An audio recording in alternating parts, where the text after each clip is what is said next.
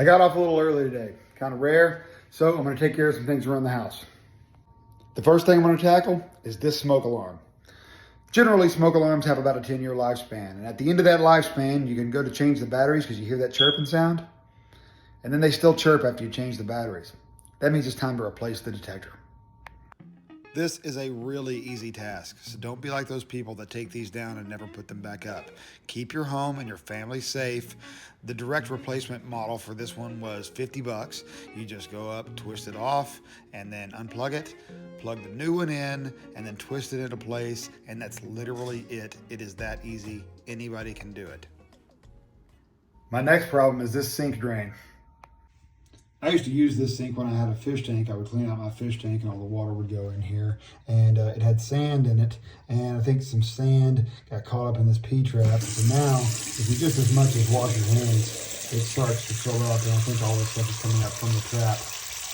As you can see, this thing fills up quite fast. Let me tell you, when I turn it off, it doesn't go anywhere for a while. So obviously I've got a problem here, and to compound that, this is also where my AC primary drain line terminates underneath the sink. So I got to clear this thing before I have problems. I got two methods I'm going to try. One is a plunger. I don't have much faith in that, but we're going to try it anyway. And if that doesn't work, I'm going to snake it. So let's get started. For the record, I'm very familiar with products like Drano and stuff like that, but I just didn't think they were going to be tough enough on this kind of clog. This is a really simple device. You just take it and put it over the drain and push down. And as you can see, I did it a few times, and then some pretty nasty stuff started to come out of the P-trap.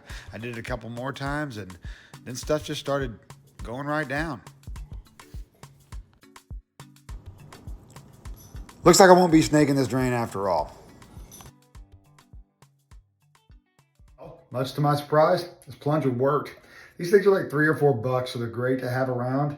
You know, I just plunged it a couple of times, and of course it dredged up a whole bunch of nasty stuff, but plunged it a couple more times, everything's draining just fine now.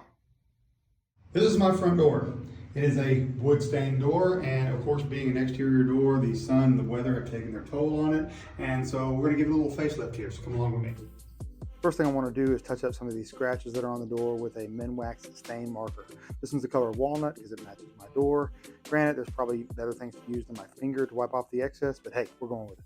I'm going to be using a product today called the Natchez Solution. It's an all-natural furniture care product made of mostly beeswax, lemon oil, stuff like that. So let's get this stuff up on this door and let it do its work.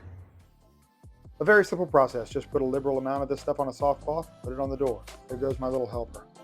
No real method to the madness here, just put it on the door. Make sure to get it everywhere, rub it in real good. If you're going to put an excessive amount, it's going to sit on here for about 2 hours, and then you're going to come through a little bit later and wipe off the excess.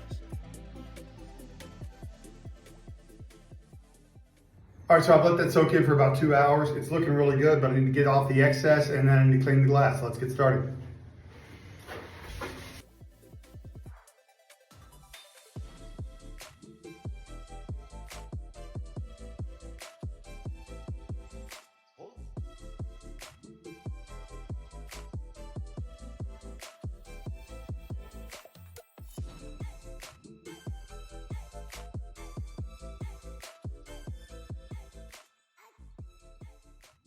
You see how I have both of these faucet handles on full blast, but I'm barely getting any water out of it?